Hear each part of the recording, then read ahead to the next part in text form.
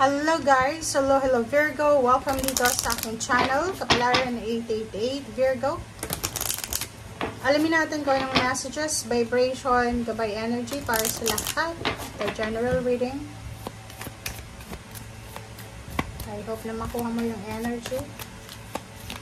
Oops, sorry. Wala tayong kukunin dito. Ang dulas niya, guys.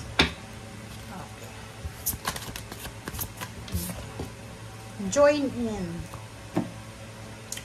Tingnan natin, Virgo. Bakit ganun?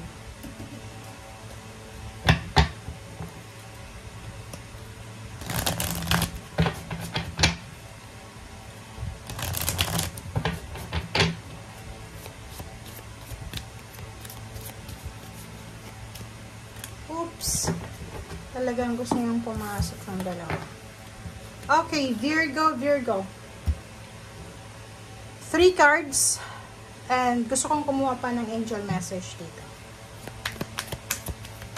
Inner truths, number 7.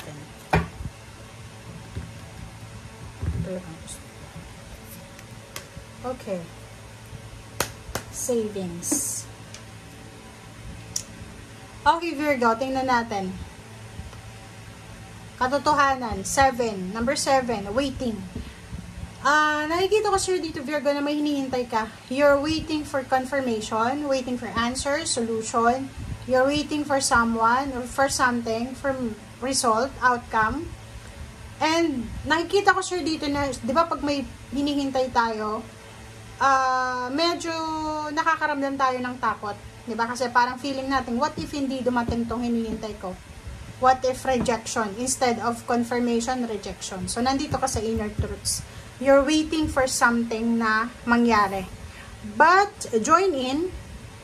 Sinasabi sir dito ng barahan na while waiting daw ng mga bagay-bagay na hinihintay mo, why not try the other directions? Diba? Ang pwedeng makarelate dito is yung mga Virgo na nag-a-apply papuntang ibang bansa, bagong graduate, or nag-aantay ng promotion, salary increase, or anything, na sinasabi dyan sa'yo na habang naghihintay ka, bakit hindi mo i-try kung ano yung possible na pwede mong magawa ngayon, or ano yung alternatibo sa ngayon, or kung ano yung available sa ngayon. Okay? Be positive. So, kung ano mang hinihintay, 77 to. So, kung ano mang hinihintay mo na yan, amplify positive emotion. So, yun, kailangan mong maging positibo. Kailangan mong i-focus yung pagiging positive. Kailangan mong i-focus yung optimism. Parang ganun. Okay? Next card natin is savings. Dito sinasabi ng barahan na bigyan mo daw yung sarili mo, Virgo, ng favor. Okay? Kasi masyado ka sigurong magastos or siguro wala kang control sa paggagastos mo. So dito sinasabi na make sure na mag-save tayo, mag-set aside tayo ng mga funds or savings kahit konti para sa future natin. Okay?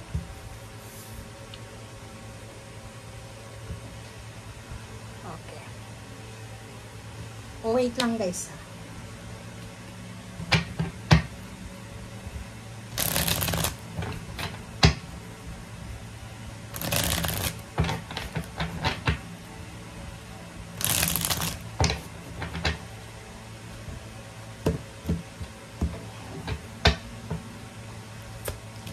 Okay, Magician.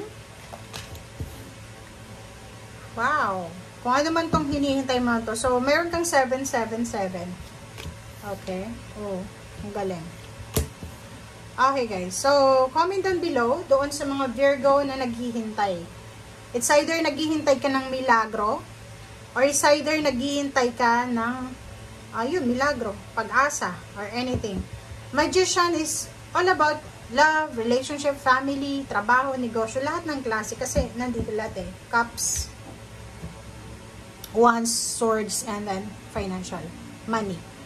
So, kung naghihintay ka ng pera, or naghihintay ka ng solusyon sa problema mo sa pera, or naghihintay ka ng, like, ang nakikita dito, yung nawalan ka ng trabaho, nalugi ka sa business, naghihintay ka ng positive result, dito sinasabi na kung ano man yung hinihintay mo, mahahanap mo or darating sa'yo yung tamang information or darating sa'yo yung tamang sagot. Okay? So, comment down below if you're resonated.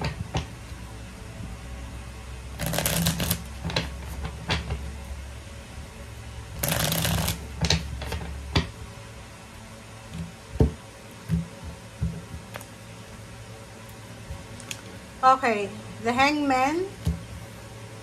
Wow, it's money.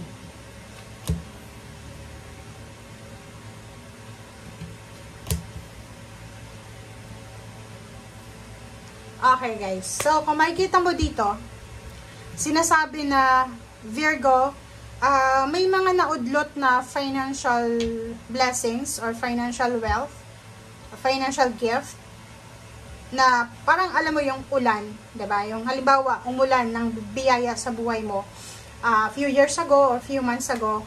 And then bigla siyang natigil, 'di ba? Halimbawa ulan, umuulan siya tapos biglang umaraw, 'di ba? Mainit na ulit. So hindi na umuulan. So nakikita ko sir dito, ano mang ito na naantala na financial flow, na financial windfall ay posibleng babalik ulit sa iyo, 'di ba? Pwedeng ilang buwan kang na-stagnant, ilang buwan kang walang kita, walang hawak na pera. But kung makikita mo dito, sinasabi na huwag kang mag-alala kasi malapit mo na makuha ulit yung continuous flow ng money na to. Okay? Nandito yung queens. 3 queens siya, babae siya. So, kung babae kang Virgo, you're super powerful, lalo na sa pera, lalo na sa emotion, lalo na sa trabaho, lalo na sa mga actions mo. Nakikita ko sure dito you're lucky with someone na earth signs, water sign, and fire sign. Na babae siya. Okay? Pwedeng nanay mo to, tiyahin, lola, parang ganun. So, nakikita ko sure dito na you're at peace or you will be, parang in the future, regarding sa money, or posibleng matatahimik yung kalooban mo, yung mga fears and worries mo na yan, ay unti-unti yung magdi-dissolve dahil yun nga, yung mga naantalang blessings sa'yo, windfall of money or windfall of blessings, ay darating sa'yo. Queen of Wands, sinasabi sa'yo dito na kung nakakaranas ka ngayon ng stagnation, lalo na sa emotion, relationship, or pera, and spiritual din, importante yung spiritual, huwag kang mag-alala, kasi nandito yung Queen of Wands, sinasabi sa'yo na on the way ka na, papunta doon sa freedom. On the way ka na papunta doon sa liberation. Liberation from scarcity, from stagnation, from restrictions, from negativities. Okay? Thank you guys. Bye!